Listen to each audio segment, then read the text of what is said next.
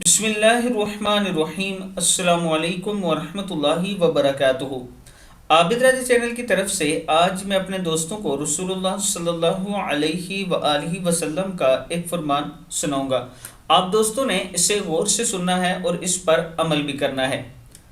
हुजूर नबी अकरम खातमन नबीयीन सल्लल्लाहु अलैहि वआलिहि वसल्लम ने फरमाया, जो शख्स बहालत ईमान सवाब की नीयत से रमज़ान के रोज़े रखता है, इसके सबका गुनाह बख्श दिए जाते हैं। सही बुखारी की हदीस है। किताब का वाला ये आप देख सकते हैं, सही बुखारी है।